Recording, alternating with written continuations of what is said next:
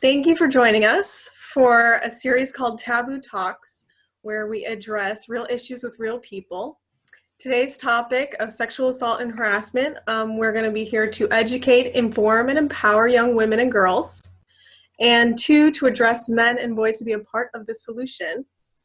So the Me Too statuses on social media recently exploded after sexual abuse allegations over Hollywood producer Harvey Weinstein. Alyssa Milano posted on her Twitter, "If all women who have been sexually harassed or assaulted wrote Me Too as a status, we might give people a sense of the magnitude of the problem." And according to RAINN, the nation's largest anti-sexual violence organization, 1 out of every 6 American women has been a victim of an attempted or completed rape in her lifetime. And that compares to the 1 in 33 American men. And they also emphasize that young women are especially at risk. So last week, I was at the airport and I was seeing so many of my own friends posting Me Too as their status. And, one that stood out to me was my friend who said, "I was 8 years old." That even tears me up. And she says, "Me too." So I felt I needed to bring a few of you guys together, guys and girls, and talk about this issue in particular. How have these experiences affected you in your life? What resources are there for coping? And how can each of us be a part of the solution? We have 3 of my friends, and I would say community activists in many different areas. If each of you want to give yourselves a second just to introduce yourself. My name is Miyambi Coco. You guys know me already. Very recently, I've been kind of interested in the topic, not necessarily sexual harassment, just in the ways that gender is defined, how strict a definition is and how it doesn't really fit what we see in today's age. I always felt like that was something that needs to be redefined. And I think it's all ties in to things like this, sexual harassment, things like this that are normalized. So I'm really happy to be a part of the Taboo Talks, and I hope we have a great conversation about this. My name is Virginia Orman. I live in Bridgeport, Connecticut, and in college, I had a couple of different experiences, which I think we'll get into during this talk, around sexual harassment and sexual assault, and it had a really profound impact on me. Enough so that I wrote a 60-page thesis on sexual harassment and assault in the Middle East, North Africa, and its impact on women. After my experiences within the Middle East specifically and writing my thesis, it kind of just became more of a focus of mine of how we talk about sexual harassment, how we talk about women, and how most people, I don't think, understand the impact, even other women, until they experience sexual harassment. And seeing the Me Too statuses, for me, it was actually very triggering. And I just cried like the whole day. I don't normally have a Facebook, and I just reactivated it. And I just cried. And it's actually not empowering for me because I just feel horrible, like Kiyomi shared, and like people on this call may share as well. Knowing people in your community or people that you know get sexually assaulted or harassed when they're like 3 or 5 or 8 or whatever. It's something that we need to talk about. So yeah, I'm happy to be here. My name is Andrew Love, and I feel like I represent the enemy. I feel like I'm in dangerous territory right here. I've been traveling America and recently Asia, talking about pornography and what it's doing to us as individuals, as families, as culture, and as a world. And so I've been kind of advocating the healthy sexuality angle rather than just saying porn is bad, but sex is great in the right context, and it's bedlam out of context, and how it's driving people to become hypersexual, and we have a hypersexual culture. And I've been meeting a lot of people along the way who have been a part of this advocacy, like John Hawkins, National Center on Sexual Exploitation, is like my idol, and I love her. And Clay Olson from Fight the New Drugs. So I've been meeting some really amazing people that have been teaching me a lot about the bigger issue. This is connected to trafficking and all this. And these are not new things, but the way that they're being thrown into our face and that we're directly connected to all these things now is very empowering, but it's very confronting. So that's why I like having this conversation, because it's important to have it. Because if you avoid it, it doesn't make it go away at all. It actually just starts to seep its way into your life in a more personal way. But so that's why I'm here, because I'm always up for having this conversation. Thank you. I mean, I definitely, invited you because I see you as someone who defends the dignity of women and the dignity of all people. So, I specifically invited you for that reason. So I'm just going to move on to question 1. I've always grown up with really positive male role models in my life. Like my brother is like the most wonderful person ever, my twin brother Sam, and my father is like wonderful and like gentle and like kind. And I just always was kind of actually blind to the world of sexual assault and sexual harassment. And during my junior year of college, I spent a summer abroad in Jordan, in Amman, to learn Arabic. And I want to just make it very also clear that within this space, I'm not putting anything on like Islam or Middle Eastern culture. Like I had a really wonderful experience in my religion.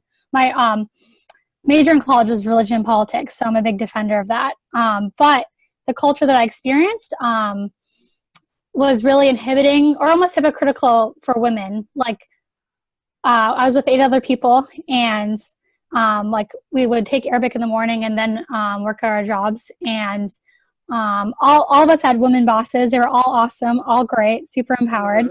But then on our way to work, consistently, most of the women, we had 5 women and 4 men. We were all harassed every single day, all the time. And I'm a really friendly person. I like to talk to people. I like to smile.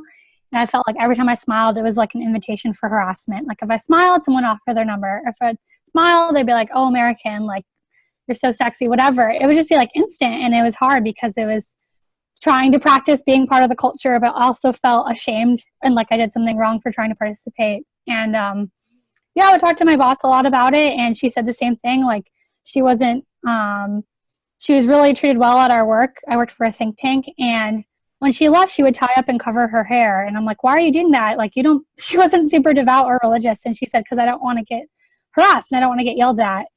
And I just, it kind of really stuck with me. Like, you can't promote gender equality if on your way to your, like I said before, like your high-powered job, you're getting harassed along the way. And my personal experiences, and I'll share some on the girl on my trip, is we had to take taxi rides everywhere. That was the main method of transportation. And I think that has a lot actually to do with harassment, is public transportation and the freedom that somehow exists there. And I was driving home from work one day and I was practicing my Arabic with the taxi driver, and it all seemed great. And then he took a turn and I was like, "Which way are we going home?" And, I'm a really independent person. I like to do things myself. I was like, "I know how to get from point A to point B." Like I'm kind of getting nervous. And then he was just saying things to me, and then just like, "Are you married?" And I'm like, "No." And, I'm just so oblivious in the sense of like, when you have a conversation with someone, you don't expect it to necessarily turn overtly sexual. And he asked me, I just started escalating. And then he started like rubbing his crotch area.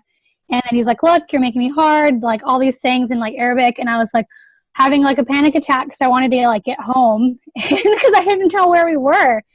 And I was like, "Is this what's going to happen? Like, are we going to get pulled over? Am I going to get raped? Like, what's going to happen?" He's like, "Oh, you're turning me on," all these things. And I was like, "That's it." And I just was like, "Take me home.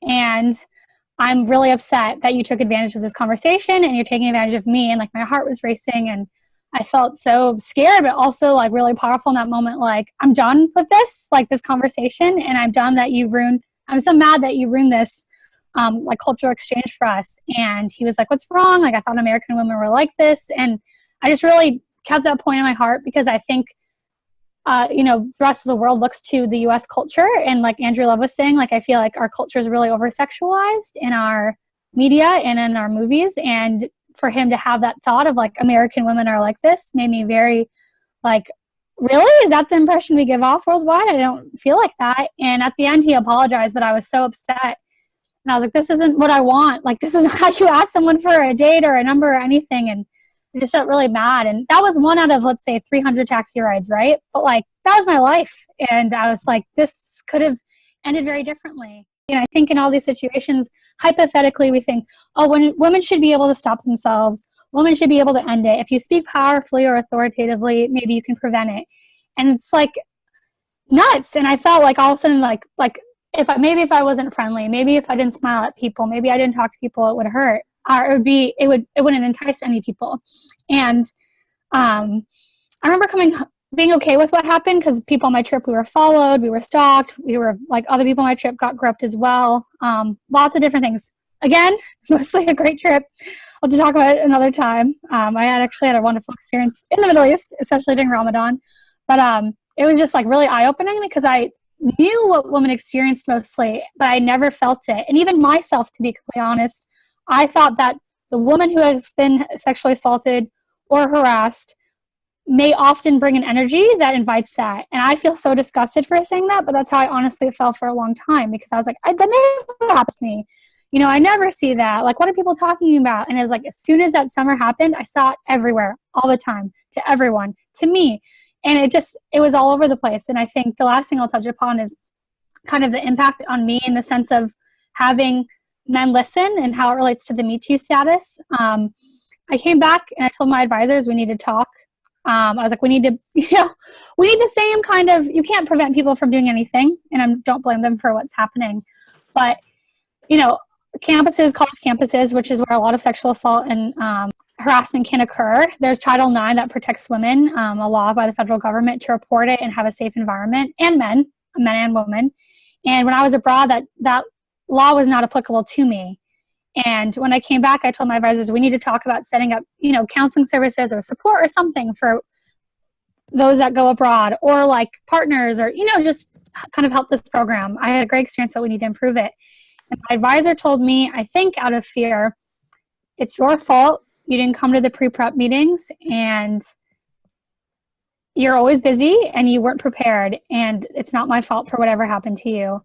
And I just cried. And even now I'm so upset. And it actually went through depression for the first 3 months of my senior year, because I felt like I had given everything to my school, and no one had my back. And that actually made it so much more worse than what happened, because I felt really unlistened to. So since then, I've been a really big advocate about how we talk about women and how culture really impacts how women are treated. And I feel like if the culture of how we treat women wasn't so derogatory or less than, this wouldn't be a physical impact. And that's just a bit of my story. And I've had other experiences since then. And I look back and realized other things that happened in my life before, where I was sexually assaulted or harassed. I just blew it all off, because I was like, oh, that didn't happen. I just tucked it deep away. That's good. I mean, a lot of things, came up for me while you were talking. I probably should have wrote them down. You had a lot of these experiences when you were older, but I know a lot of people have them when they're young and when they're most vulnerable. And that's when it's hardest, because you don't know what your resources are, where you should turn, who you should talk to. And I think we don't realize how much of an impact our culture is having even on the kids. And I think a lot of my experiences have been with strangers, but young boys, less than half of my age. And, just like you, I was kind of shocked, how, is this really happening? How is this happening? And you just don't know how to react. Especially when it's, for me, when it was the young boys, and you're just kind of wondering, how did you learn to do that and to say that? Which is definitely, what Andrew's probably, going to be talking about. Definitely the porn culture has a big contribution to this. So what kind of culture, is acceptable for adults. We're also, it translates to what children are exposed to. Those were a few of my thoughts when I heard you speaking. I don't know, Miambi, if you have anything to share. Yes. So when Virginia was speaking, a lot of things came up for me. But I think it really starts, I think Andrew mentioned this, it really starts with our hypersexual culture. And all these things, the hypersexual culture kind of defined the way women are and the way men are. Men feel like they have to be macho, you have to get women, you have to be able to, and they think that's how you get women's attention. I think that women on the other end also want attention sometimes. We don't know how to get that attention because without dressing a certain way, once we really look at our culture and we really change the way all of us speak about each other, if we can really learn to have platonic relationships among men and women, and we can see each other as like, you know what, that could be my brother, that could be my sister. We don't turn everything into some kind of sexual romanticized relationship. We can see people as who they are. And I think we have to come from both ends. Both men and women have to make an effort towards that. We have to learn how to be more vocal and learn how to express ourselves. Well, I mean, kids are definitely caught in this trap where they're getting exposed at a younger and younger age to much more hardcore stuff than ever. Mm-hmm. And the stats are now showing that, like, you know, in schools, sexual aggression between little kids is like at some crazy rate that's never really happened before. And it's like, well, why is this happening now? Well, it's because they're all getting exposed to, they're just monkey see, monkey do. Little kids do what they see on TV. Mm-hmm. And it's really heartbreaking. And it's not to justify it, but that's like when you start to unravel this whole thing, it's like, it's really messy. First of all, we've breached the security, like we've let the wolves into the hen house, and we've let porn teach a whole generation on what sex is. Like they haven't asked their parents, they've asked Google, and Google told them what sex is, and it gives them this really bastardized version of what it is. The other thing is, the more that it's ingrained in your psyche, the more that it's, even if you don't want to believe that, it's just your default thinking and feeling. And you have these kids that are just steeped in it. They're steeped in a porn culture. So the way that, like somebody was saying, the way that you talk about sex and the way that you speak about women, or just the exchange of sexuality, is from a pornified culture, right? And there's been a lot of effort. It's not just like some random thing. There's been a lot of effort made by the porn industry to become mainstream. But there's been a group of people that have been working really hard to normalize this, and Playboy factored into that. I just made a video last week about that. And, you know, I had some scholar say, you know, oh, there's been sexual problems since the beginning of man. And I'm like, yeah, that's true. But, you know, like Hugh Hefner didn't create rape culture, but he popularized it. He made it cool. He gave it a brand. He put a nice tuxedo on it, and he said, well, gentlemen behave like this, you know. And he created like a masturbation culture, you know. So we're kind of dealing with the repercussion of a lot of momentum for the past almost century, right? And it's coming to this head where now, because of phones and because it's just ubiquitous, it's just like unavoidable at this point, we're dealing with the repercussions. This is the result. It's pretty messy. One thing that I can't even understand is there's a huge surge in young ladies who are becoming addicted to hardcore porn, which is essentially against them. Like, it's like totally objectifies them, and it hates them. Porn hates women, and they're consuming it at alarming rates, like at all ages. But like the fastest, I remember reading a stat that the fastest growing demographic of porn consumers are young women. And it's, again, it's like this long conversation I could go on for days, and I'm not, for your sake. But when you start to unravel this, you see that the answer is what was mentioned before, which is really factoring in the humanity of people. And you can't do that. You cannot consider somebody as a human and kind of violate them at the same time. Those two things can't coexist. And you have to somehow detach yourself from the humanity of the people that you're viewing when you're watching porn. I work with young guys. That's where I have to go in about 30 minutes. I have two groups on Sunday nights where I work with young guys, and I call it husband training. Some of these guys are already married, and some of them are single. And all of them have a desire to want to break free from pornography. But they can't. I mean, they haven't been, some of them, because they've been working at it for about a year, have been doing well at it, but it's like this fine line between, it's not about justifying their behavior, because that's not justifiable, but it's understanding that these seeds have been planted when they were little kids, when they were in their formative years. And for a lot of guys, like, I see how sincerely they're trying to get out, and we're trying to, you know, my organization, we're now officially called High Noon. We're trying to multiply answers and solutions as quickly as possible so that there's more safe spaces for women, because I definitely can understand how it feels like to be looked in a certain way, and that vibe that's in the air when somebody's in that predatory state. I know, because I've been, I mean, not like I'm Mr. Brad Pitt or anything, but I've had guys kind of do that to me too, and it's like, it's a really gross feeling to be the prey of somebody's kind of predatory, you know, when they're in that zone. It's just so gross. So, and I think personally, you know, going around and seeing this, a lot of why porn culture is so kind of like ripe, and why so many people are just kind of like in it and immersed in it, is because we're so disconnected as a civilization right now.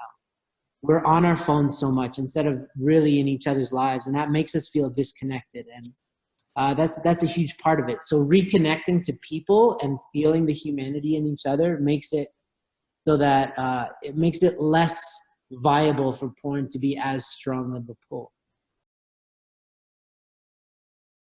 Being catcalled on the street, and I'm told, you know, I'm doing this for you, you know, you're beautiful, and, you know, there's no self-reflection there. They think that what they're doing is okay.